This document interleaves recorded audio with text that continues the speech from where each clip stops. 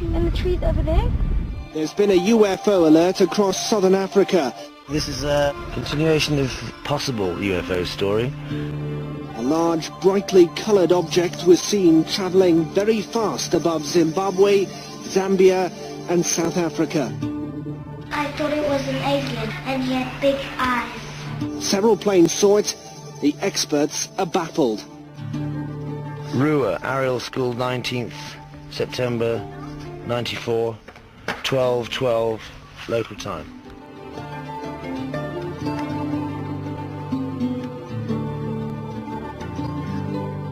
Could you tell me what you saw on Friday? Well, it looked like it was like glinting in the trees. Like it looked like roundabout like a disc, like a round. Are you sure it wasn't a Harrier jump jet or something that the Zimbabwe Air Force have got? It was like in a disc.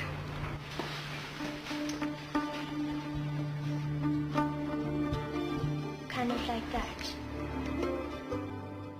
I saw something silver on the ground amongst the trees and a person in black.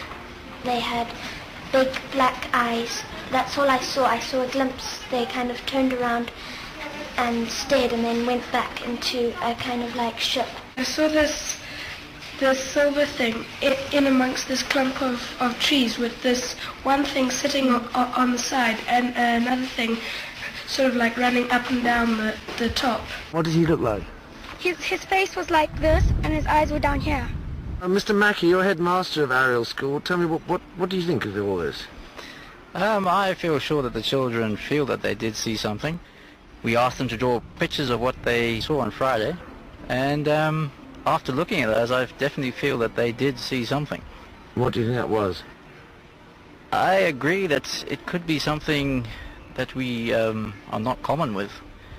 But to actually say that it was a UFO, I would be reluctant to make a decision like that.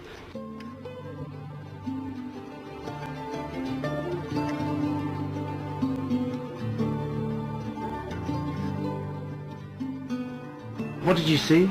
I just saw a glow over my chicken run, a very orange glow. It was a helicopter or No, what? it was just a big round wall. Can you just tell us what happened the other night at Kariba? We suddenly looked up and we saw this thing coming over the top of the hill. As it sort of came abreast of us, it suddenly changed from this glow to let's say two big red orange balls. Again, first thought was an Airbus 300 with the two engines. But then one thing we noticed about it was the lack of sound. In total, I would say about 14 people saw this, in our group anyway. They did tell me from London this would be the biggest story of the 20th century.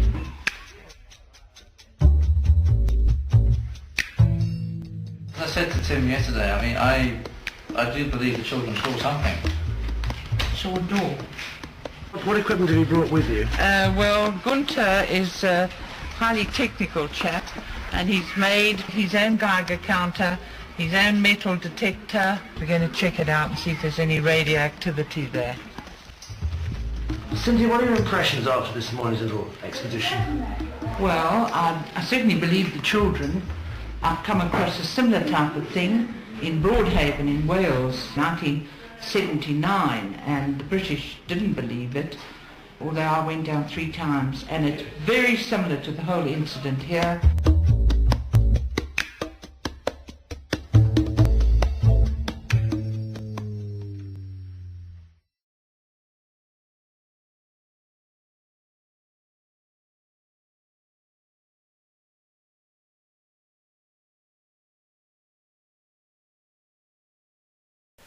The Chicago O'Hare International Airport UFO incident.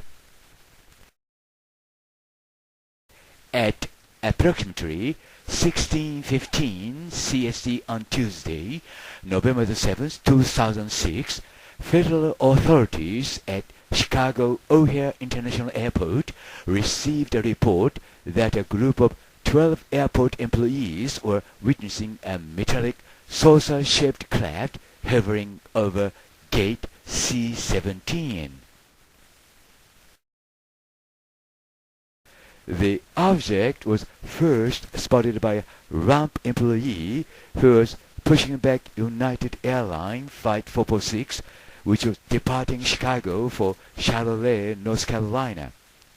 The employee apprised Flight 446 crew of the object above their craft. It is believed that both the pilot and co-pilot also witnessed the object. This is the beginning of the incident of the Chicago O'Hare UFO incident. Hiroshi Hayashi, 浜祭り Japan。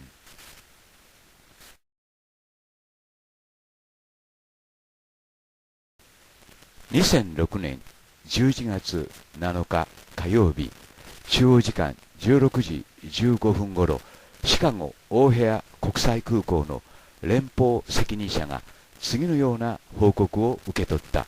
つまり12人の空港職員が金属製の皿型をしたクラフトが C17 ゲートの上でホバリングしているのを目撃していると。その物体は最初滑走路の職員によって目撃され、ユナイテッドエアラインフライトナンバー446を押し返している。446はシカゴ発ノースカロライナのシャロレー行きの飛行機であった。空港の外にいた何人かの別の目撃者もその物体を見ていた。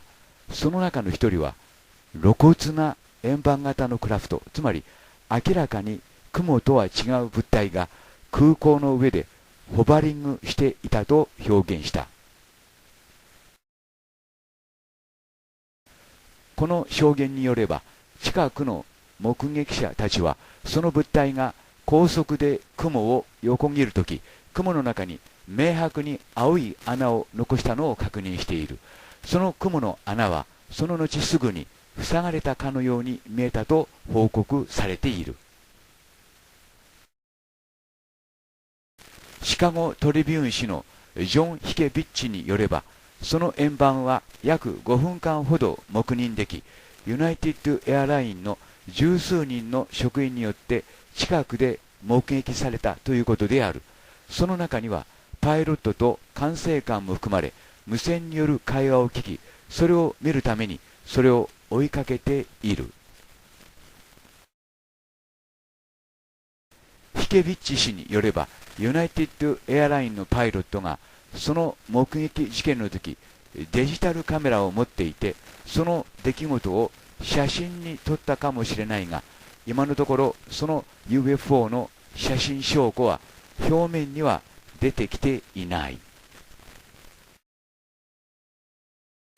NARCAP は155ページの報告書を発行している。その中で報告書は、オーヘア空港上空の物体の存在は政府によって調査され、エネルギー感知テクノロジーの改善へとつながっているという。その空飛ぶ物体は5分から6分間混雑した空港の上でホバリングすることができたが、レーダーにも映らなかったし、管制塔からも見えなかったが、その物体がホバリングしている間、それは飛行機の安全に対して脅威となりうるものであった。連邦航空局とユナイテッドエアラインの反応。ユナイテッドエアラインと連邦航空局 FAA は当初、シカゴトリビューン紙がその事件を報ずるまで、オーヘア UFO 目撃事件に関してそうした情報があることを否定していた。シカゴトリビューン紙はその報告を情報開示法 FOIA により情報開示を要求し、調査を開始した。FAA はトリビューン紙の情報開示要求に対処するため、航空無線の内部的な再調査を命令した。その結果、後で UFO 目撃に関し、ユナイテッドの監督から空港タワーの FAA 責任者への連絡があったことが分かった。FAA の立場はこうである。つまりその目撃されたものは天候現象によって引き起こされたものであり、当局はその事件を調査することはないだろうというものだった。UFO 研究家たちは次のように指摘している。つまり FAA のこうした立場、つまり見解はこのようなケースの場合のようにアメリカの空港での安全が脅かされたかもしれないという可能性を調査するという職務と明らかに矛盾していると。トリビューン紙によれば、インタビューを受けた多くの目撃者はこの事件について連邦係官がそれ以上の調査はしないということについて明らかに当惑している。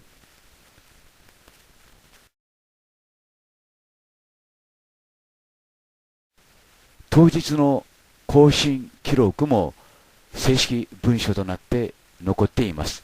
それによるとですね、その直前まで係官同士が笑いながら会話をしていたようですね。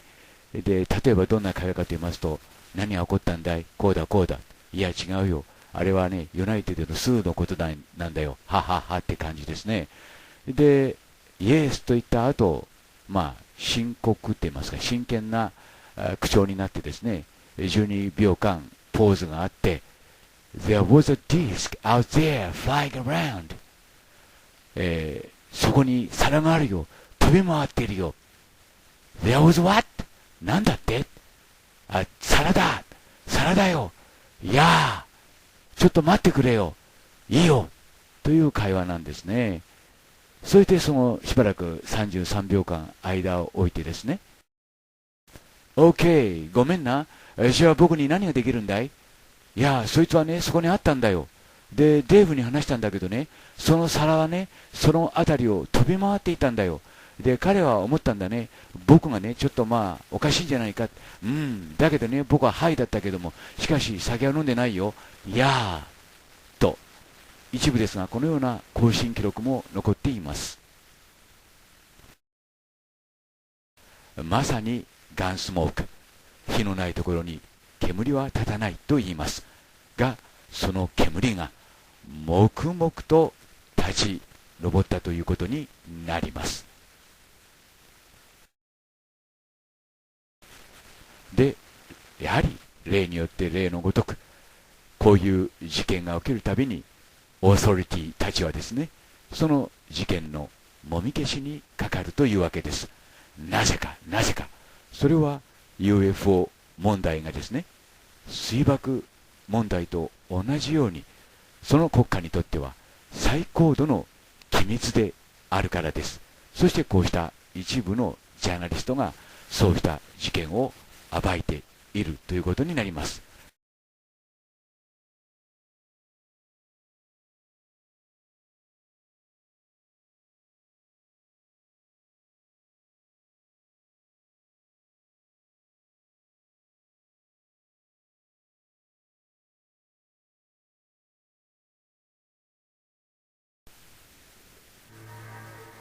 We heard a high-pitched frequency sound, and we saw a flash and a craft. Two beings were hopping along. They weren't touching the ground. They were almost mimicking us. On September the 16th, 1994, Emily Trim was one of 62 children at Zimbabwe's Ariel school who claimed to witness an alien visit.The elementary students said they saw 3 mysterious flashes of light overhead. When this mesmerizing blinking stopped, it became clear that these were actually flying objects. The UFOs landed in a wooded area beside the school, and 2 thin, meter-tall humanoids materialized on its roof. In the 2 decades since the incident, experts from all over the world have tried and failed to debunk the sighting, leaving many with no doubts that it actually happened. According to witnesses, the first humanoid was wearing an ill-fitting black suit. He had enormous eyes, a scrawny neck and lank black hair. He was soon joined by another similar-looking creature. The figures walked towards the children as if in a daze. When they noticed the kids, they returned to the spaceship and disappeared. Some witnesses said the aliens warned them about the devastating impact of human activity on Earth's natural resources before leaving. This information was delivered telepathically. What makes this story especially remarkable is the fact that all the children told the same version of events. Eerily, when the school's headmaster, Colin Mackey, selected 35 children to draw what they had witnessed, they all depicted the same scene. Given how soon after the incident this took place, it is significant that the children recalled the event almost identically. One terrified child told investigators, "I swear by every hair on my head and the whole Bible that I am telling the truth." Curiously, Zimbabwe had experienced its first reported mass UFO sighting earlier that very week. 2 days before the incident, thousands of people across Zimbabwe claimed they had seen a UFO hurtling across the sky. Neither UFOs nor aliens exist in Zimbabwe's national culture. The sighting cannot therefore be easily explained as an episode of mass hysteria. Nor can the school sighting, according to medical experts. Harvard Medical School psychiatry professor John Mack traveled to Zimbabwe to interview the children who witnessed the incident. Professor Mack, a Pulitzer Prize-winning biographer and highly respected psychiatrist, was convinced they were telling the truth. The BBC sent a camera crew to interview the children. Tim Leach, director of the BBC Zimbabwe Bureau at the time, said that hearing the testimonies completely changed his perspective on life and the universe. Describing its transformational effect, he said, "I wouldn't change it for the world." It is also interesting that the 62 children have stood by their statements into adulthood. They are not profiting from standing by their claims, but have nonetheless maintained their story. However, many respected medical professionals question the authenticity of Professor Mack's alien research. This includes senior staff at Harvard Medical School. Suspicion over his findings eventually led to anonymous faculty members secretly investigating his work. This was the first time in the university's history that a tenured professor had been under investigation. According to journalist William H. Honan, the result was a highly critical report. Although Mack retained his job, he lost considerable professional respect for his work on UFO sightings and alien abductions. Much of this skepticism comes down to the absence of proof for aliens or UFOs. Besides witness statements, there is no proof that the Earth has ever received an extraterrestrial visit. In 2000, a leaked British Ministry of Defence report titled Unidentified Aerial Phenomena in the UK concluded that suspected UFO incidents are almost certainly attributable to physical, electrical and magnetic phenomena in the atmosphere, mesosphere and ionosphere. They appear to originate due to more than one set of weather and electrically charged conditions and are observed so infrequently as to make them unique to the majority of observers. There have been no scientific developments since the report's release to suggest otherwise. The same is true for alien life itself. In 2016, a study conducted at the Harvard-Smithsonian Center for Astrophysics concluded that there is a high probability that intelligent aliens might not exist for another 1 trillion years. Scientist and the report's lead author, Avi Loeb, explained that humans may actually be an anomaly in the universe, as we cannot be certain that other intelligent life exists. 4 days after the event in 1994, a search team arrived at the site looking for proof of the alien visit. Despite extensive searching, nothing unusual was found at the scene.